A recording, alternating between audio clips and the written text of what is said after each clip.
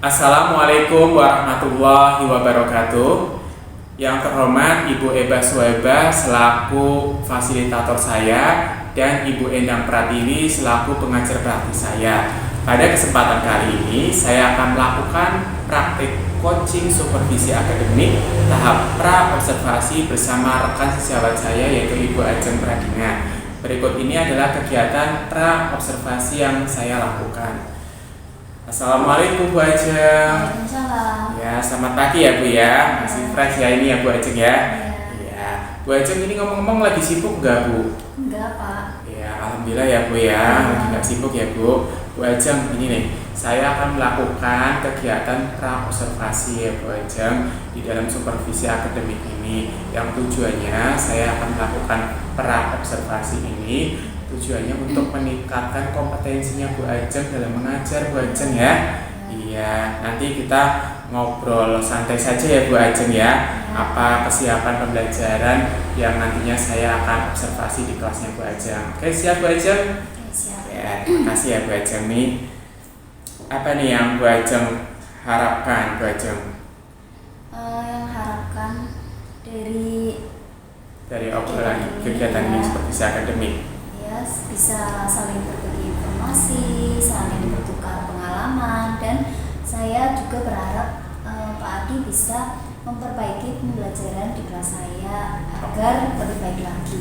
Oke Bu Ajeng, jadi yang tujuan Bu Ajeng harapkan yaitu ini berbagi informasi ya Bu Ajeng ya, sharing ya Bu, sharing pengalaman ya Bu Ajeng ya. Saya juga bisa nantinya mudah-mudahan bisa membantu Bu Ajeng untuk dapat meningkatkan kompetensi Bu Ajeng dalam mengajar ya Bu Ajeng.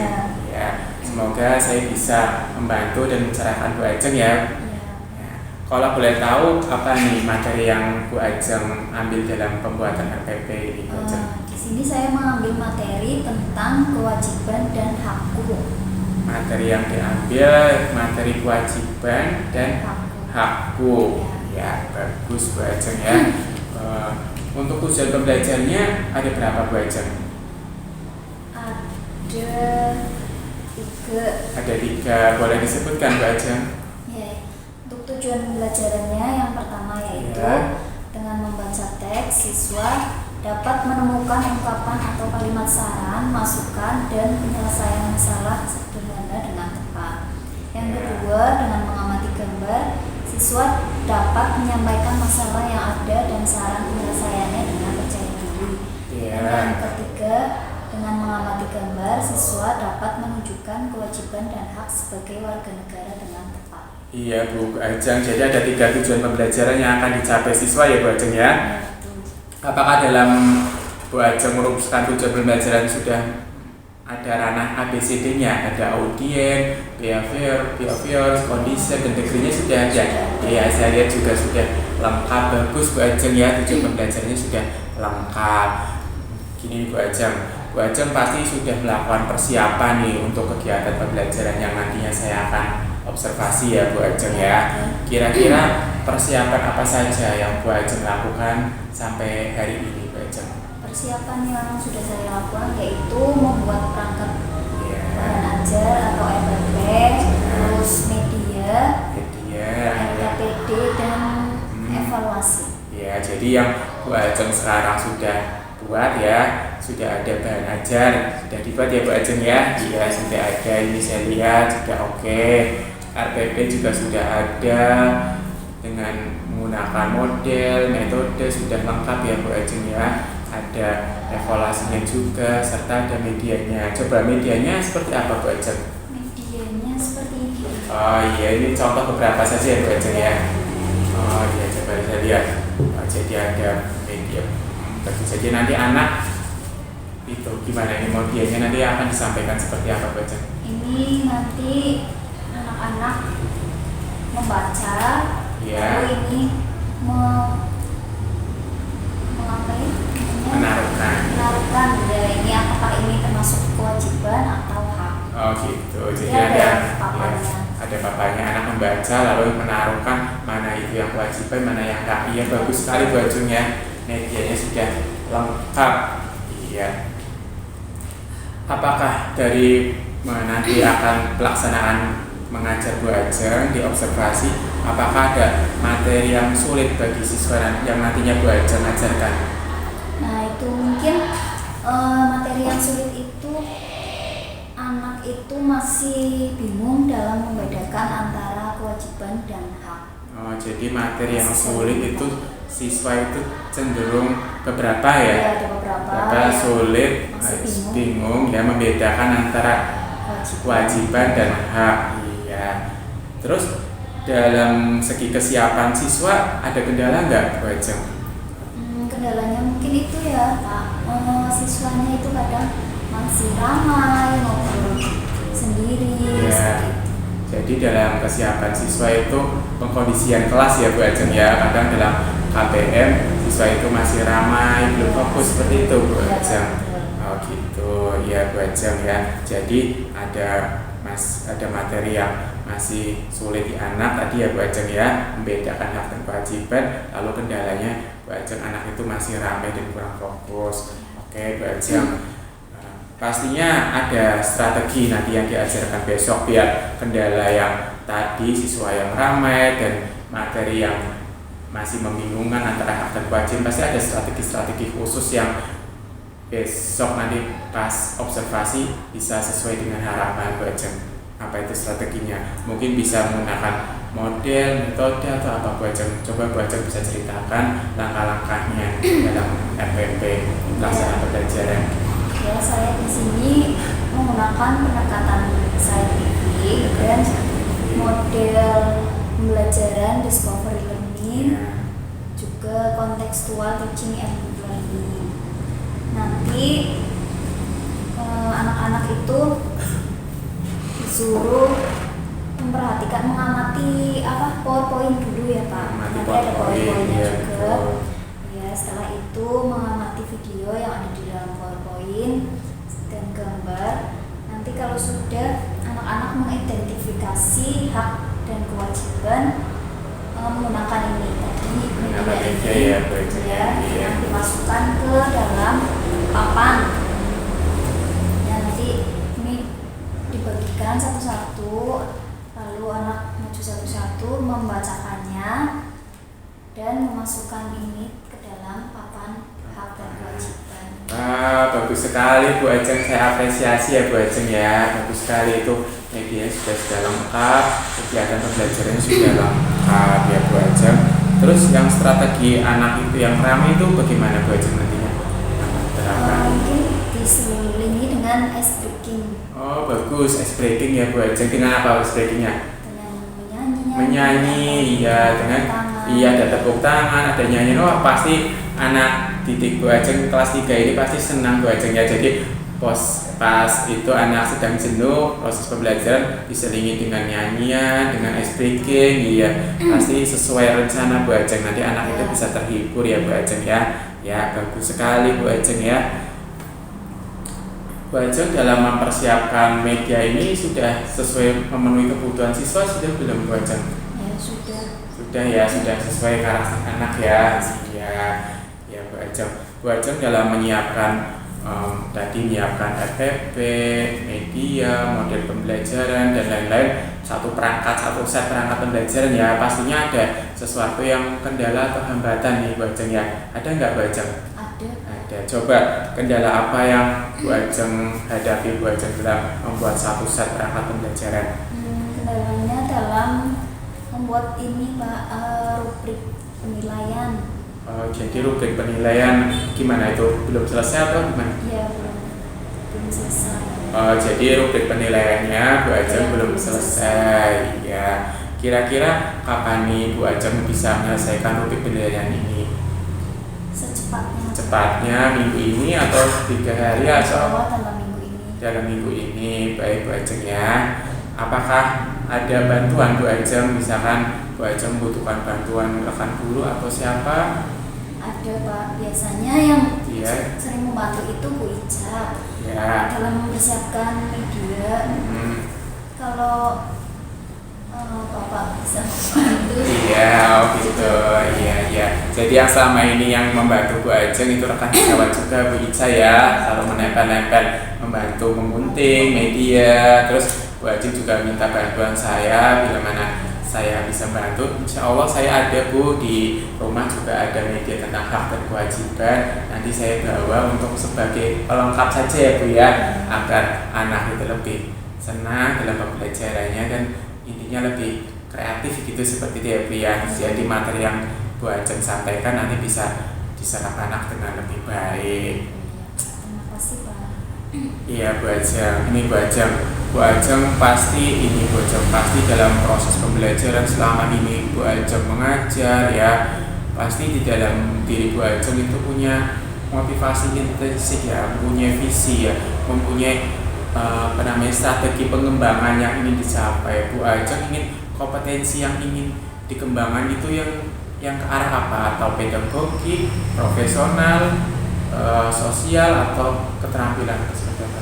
Saya lebih cenderung ke pedagogiknya Pak. Cenderung ke pedagogik ya. Pedagogik itu luas ya Bu Ajeng. Di segi apa area pengembangannya Bu Ajeng? Dalam segi mengajar itu saya ingin agar pembelajarannya itu bisa lebih menyenangkan, terus anak-anak bisa lebih aktif dalam bertanya atau maju ke depan. Iya. Jadi area pengembangannya Bu Ajeng ingin fokus di dalam proses pembelajaran KBM ya, anak itu menyenangkan, tercipta hubungan dua arah gitu antara guru dan siswa seperti itu ya Bu Ajeng ya. Jadi kegiatan KBM optimal, berhasil, tidak ada kebosanan ke siswa seperti itu ya Bu Ajeng. Betul, bagus seperti itu. Mungkin Bu Ajeng ingin mengharapkan situasi pembelajaran yang menyenangkan itu, pasti Bu Ajeng punya strategi jitu nih. Apa nih strategi yang Bu Ajeng yang Bu Ajeng dapatkan, yang Bu Ajeng ada dalam pikiran Bu Ajeng, apa nih strateginya apa Bu Ajeng? Mungkin dalam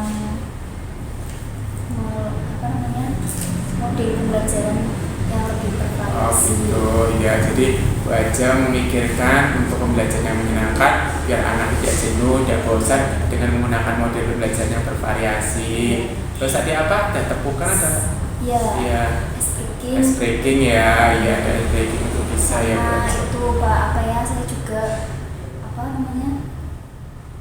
berusaha untuk mengontrol emosi dengan melakukan mindfulness itu agar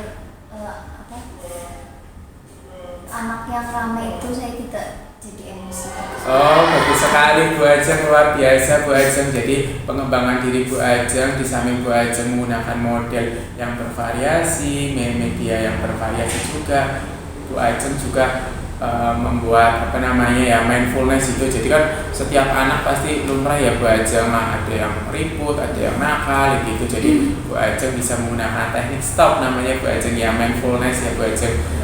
Jadi nantinya Bu Ajeng bisa memperbaiki kesadaran diri biar menstabilkan emosi yang Bu Ajeng.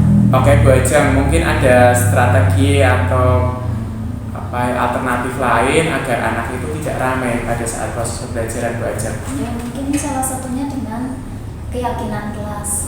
Sudah pernah dibuat Bu Ajeng? Sudah. Oh iya, bagus sekali Bu Ajeng. Jadi Bu Ajeng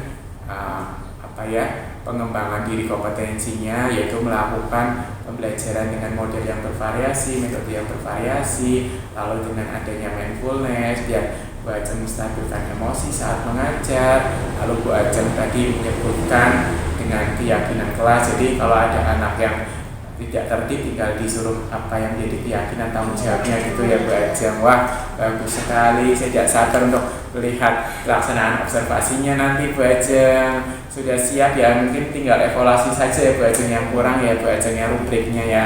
Apakah kapan nih saya bisa masuk di kelasnya Bu Ajeng ini? Besok Pak. Besok, oke siap besok ya Bu Ajeng ya, saya tunggu ya Bu Ajeng ya. Semoga kegiatan observasi Bu Ajeng dalam melaksanakan kegiatan belajar mengajar berjalan dengan lancar sesuai dengan harapan, anak-anak nyaman, senang dan tentunya bahagia ya Bu Ajeng ya. Oke Bu Ajeng, terima kasih ya Bu Ajeng ya sudah meluangkan waktunya dalam obrolan pra observasi ini. Saya mengucapkan terima kasih. Alhamdulillah, terima kasih. Demikian coaching pra observasi ini yang saya lakukan dengan rekan sejawat saya Ibu Ajeng Pradina. Sekian kegiatan coaching supervisi pra observasi ini saya akhiri. Wabillahi taufiq wal hidayah. Wassalamualaikum warahmatullahi wabarakatuh.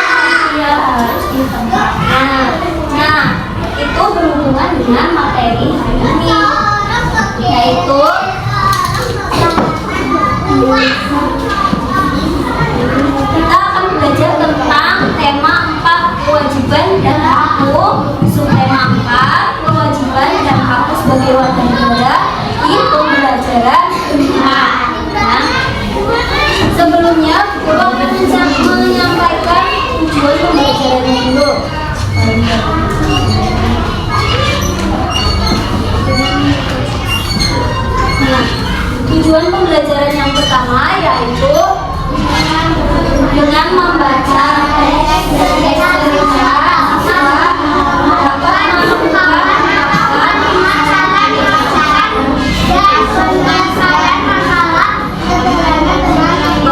nanti guru yang sampaikan aja ya. Nah yang kedua itu dengan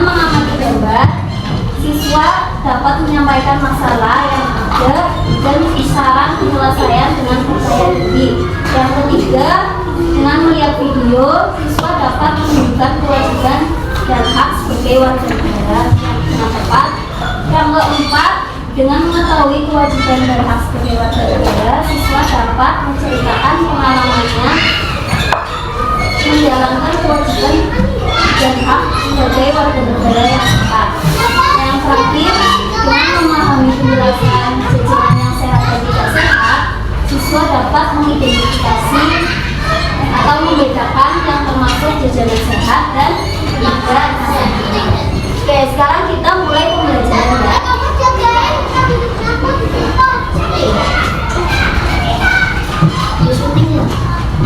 Nah, coba kamu amati gambar berikut ini.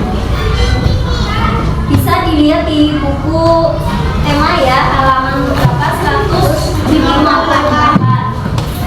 Ya, coba ini kalian amati. Masalah apa yang kamu lihat pada gambar di sini? Sampah berserakan. Jadi kenapa? Sampah berserakan itu tempat sampah yang digambar ya. Terus yang lain, Alifah. Jalanmu itu sampah kotor itu. Bukan, yang ini ya, yang gambar itu gambarnya apa? Gambarnya ada gambar apa saja? Sampah berserakan.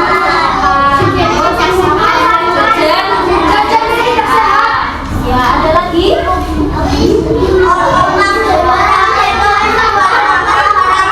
Ya, tukang jajannya buang sampah sembarangan. Ya.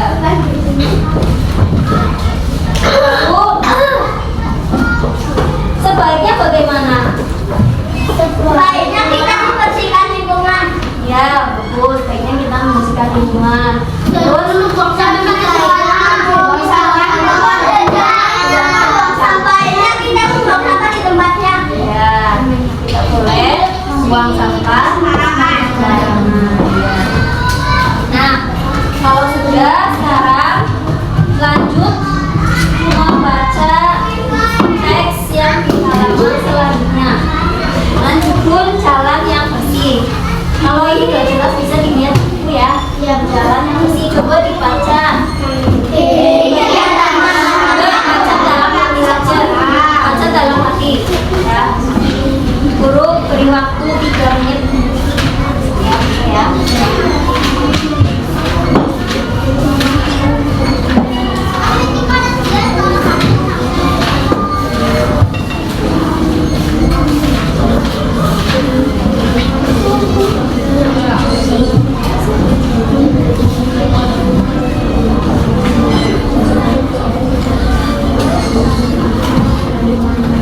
Sudah selesai?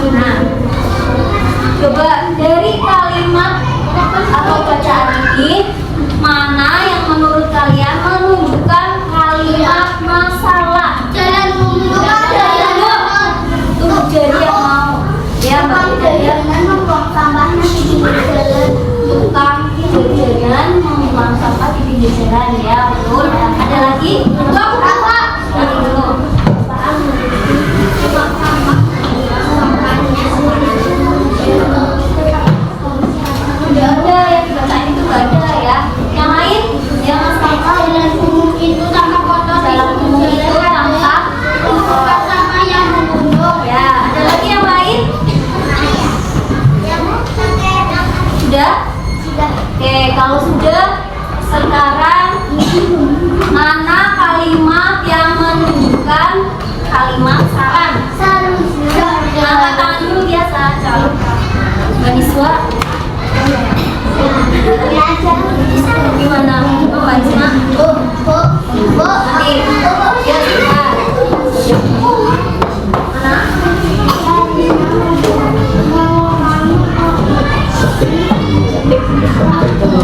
Mana? Seharusnya mulai membuat apa? Ya betul. Yang lain? Ya.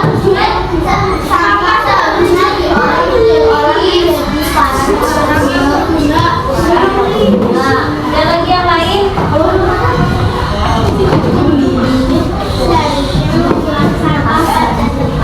Ya, betul. Nah, sekarang tadi teman-teman kalian sudah menyebutkan mana yang menunjukkan kalimat masalah dan mana yang menunjukkan kalimat saran. Nah, kita melihat bersama-sama ya.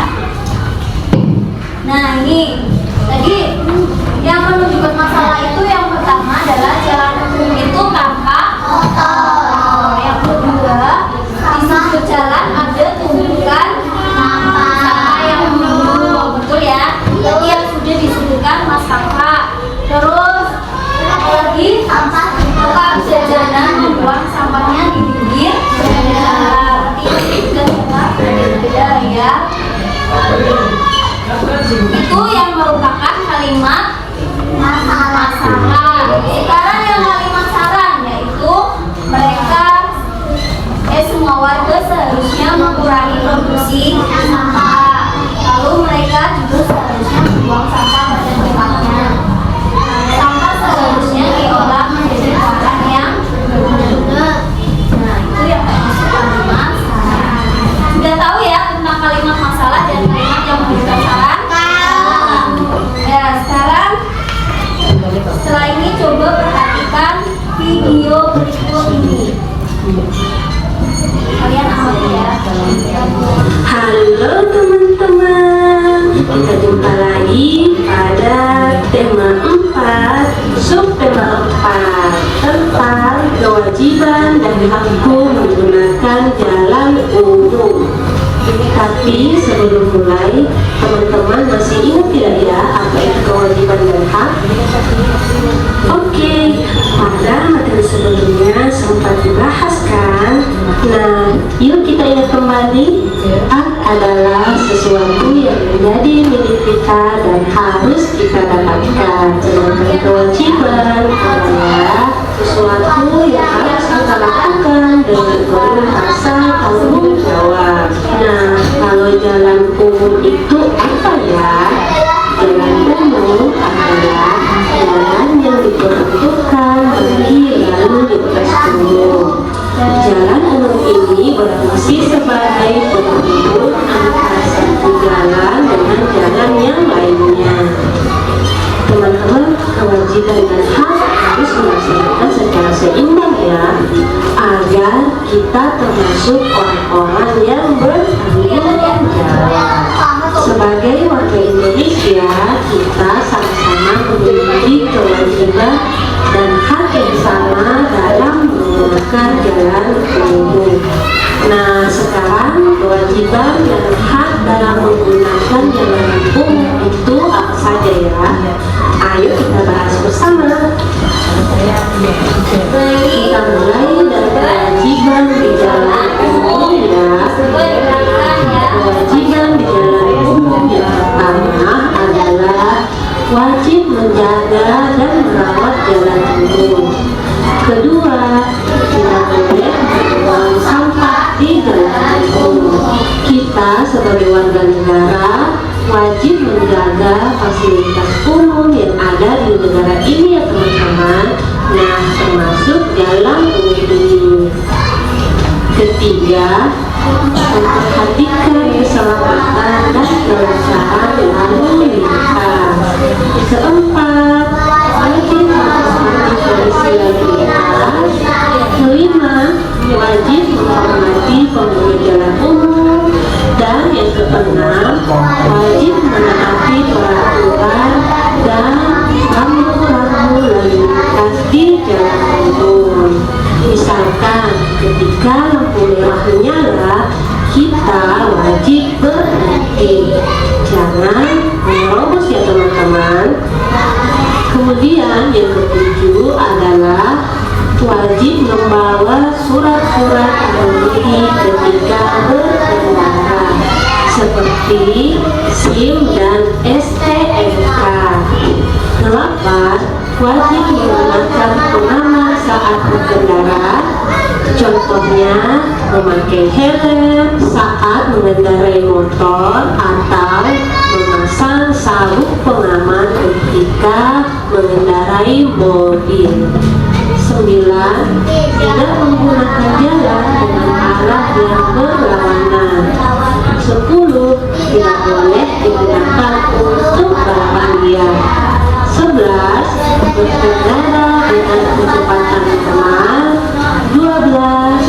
Tidak berkendara saat ngantuk apalagi mabuk ya. 13.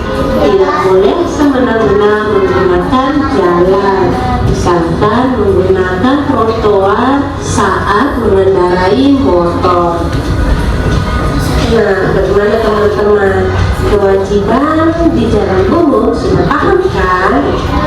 Oke, sekarang kita ke hak dalam menggunakan jalan umum. Hak di jalan umum yang pertama adalah hak mendapatkan keamanan dan kenyamanan saat berjalan. Misalkan jalan tidak berlubang dan tidak rusak. Kedua, berhak atas kelancaran saat berkendara di jalan umum. Ketiga, berhak mendapatkan perlakuan yang nyaman dari pengguna jalan dan dari polisi lalu lintas. Hak yang keempat adalah berhak mendapatkan keselamatan saat menggunakan jalan umum. Kelima, berhak mendapatkan prioritas pada saat menyeberang jalan. Dan keenam adalah berhak menggunakan jalan bersih dan nyaman. Ketujuh, berhak mendapatkan perlindungan hukum saat berkendara di jalan umum. Dan yang kedelapan adalah berhak mendapatkan keamanan jika mengalami kecelakaan. Nah, teman-teman sudah tahu kan kewajiban dan hak kita di jalan umum? Oke, sampai di sini dulu ya. Jadi kalian sudah mengamati video tentang kewajiban dan hak yang berkaitan dengan jalan umum. Salah satunya ya kewajiban menjaga dan merawat jalan umum. Nah, kalau haknya contohnya itu mendapat kenyamanan saat berkendara dan yang lainnya lagi. Nah, coba dari video ini ada pertanyaan apa tidak? Saya pun surat-surat pengemudi apa saja? Oh, nah, surat-surat pengemudi itu biasanya SIM dan STNK ya, itu yang harus dibawa saat kita menggunakan kendaraan bermotor. SIM itu surat izin mengemudi ya, jadi kalau berkendara harus membawa itu. Kalau kita belum punya SIM, boleh apa tidak? Iya, tidak boleh. STNK juga surat tanda naik kendaraan. Nah, itu juga wajib dibawa. Oke. Ada lagi pertanyaan yang lain? Kalau masih kecil apa harus pakai dalam? Oh iya. Kalau masih kecil, sebenarnya kalau helm itu kan untuk apa gunanya? Untuk melindungi kepala ya, kalau misalnya kita jatuh atau terjadi benturan ya. Jadi sebenarnya wajib ya, apalagi sekarang ada helm untuk anak kecil, ada ya? Ada. Ya, itu sebenarnya ya wajib untuk semuanya ya. Sudah jelas ya tentang kewajiban dan hak yang berkaitan dengan jalan umum. Kalau sudah jelas, Coba kalian identifikasikan hak dan kewajiban yang berkaitan dengan jalan umum.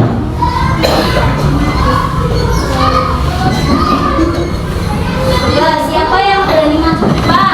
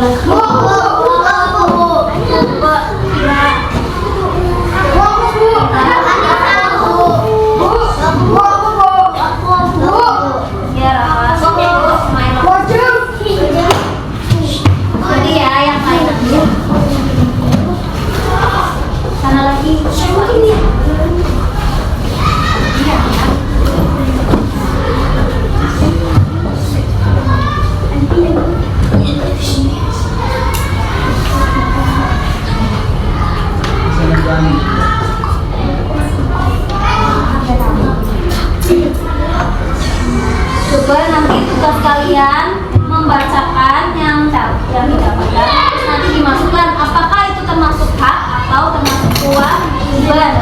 Bisa ya? Oke, sekarang dimulai dari Mbak Ibu. Baca yang keras. Dapat keamanan dan kenyamanan saat berjalan. Ya, coba dimasukkan hak atau kewajiban.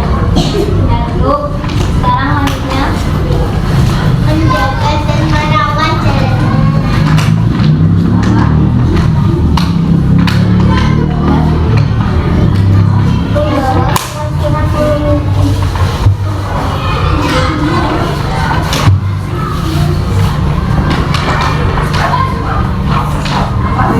Dapat keselamatan saat menggunakan jalan.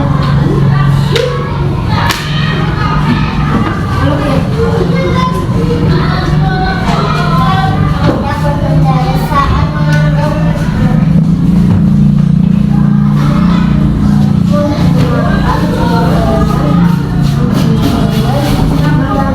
bersih dan Nyaman. Ya, termasuk apa? tempat dan tempatnya. Mengarahkan atas kelancaran saat berkendara.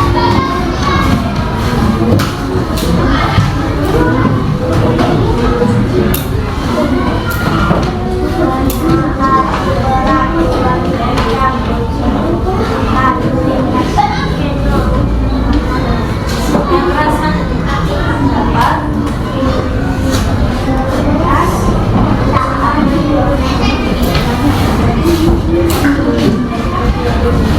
Oke, sudah.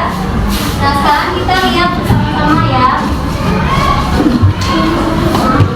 Menjaga dan merawat jalan umum. Ya, betul ya. Membawa surat-surat pengemudi.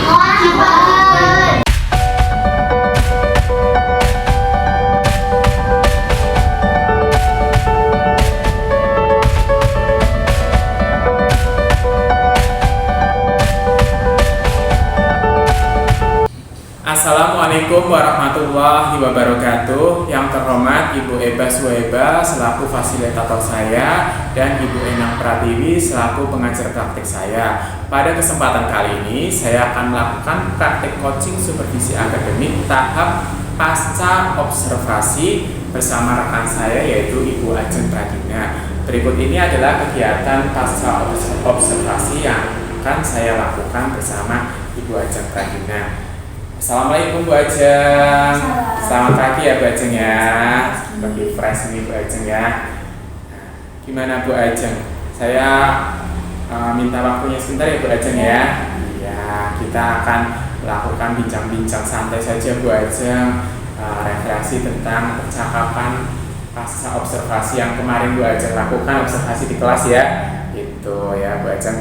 Bu Ajeng pasti setelah melaksanakan kegiatan pembelajaran kemarin, KBM pasti mempunyai catatan atau refleksi apa kekurangan, apa kelebihannya, dan apa yang nantinya ingin dikembangkan. Saya mohon Bu Ajeng ceritakan apa refleksinya setelah melakukan kegiatan pembelajaran kemarin. Ya, alhamdulillah Pak, kemarin setelah melakukan pembelajaran, saya merasa lebih senang gitu ya, karena mengajar sesuai dengan RPP, terus media sudah dipersiapkan. Jadi mengajarnya sudah lebih enak gitu, sesuai urut karena sudah ada RPP gitu. Jadi mungkin pembelajarannya lebih runtut seperti itu. Ya, jadi Bu Ajeng lebih baik lagi dalam mengajar seperti itu karena adanya RPP sudah dibikin, perangkat sudah sesuai, jadi proses pembelajarannya sudah runtut sesuai dengan harapan seperti itu ya Bu Ajeng ya. Apakah ada kendala Bu Ajeng waktu mengajar? Tidak ada sih Pak, kemarin siswa yang ramai sudah bisa lebih fokus setelah saya menggunakan model pembelajaran dan diselingi dengan ice breaking, anak-anak jadi lebih semangat dan lebih bagus sekali ya Bu Ajeng ya. Jadi ini Bu Ajeng dengan menggunakan perangkat tadi media yang sudah sesuai, jadi anak-anaknya sudah ribut dengan strategi yang Bu Ajeng miliki ya. Bu Ajeng sudah bisa terkendali semuanya ya Bu Ajeng ya. Alhamdulillah. Rasanya gimana nih Bu Ajeng? Rasanya senang sekali. Senang sekali ya Bu Ajeng, bahagia ya Bu Ajeng ya, bagus ya. Ada lagi catatan refleksinya Bu Ajeng? Sudah cukup ya. Jadi intinya Bu Ajeng sudah sesuai dengan harapan ya, dengan dia. Terus anak-anak yang ribut yang kemarin itu sudah bisa dikendalikan ya Bu Ajeng ya, sudah bagus ya.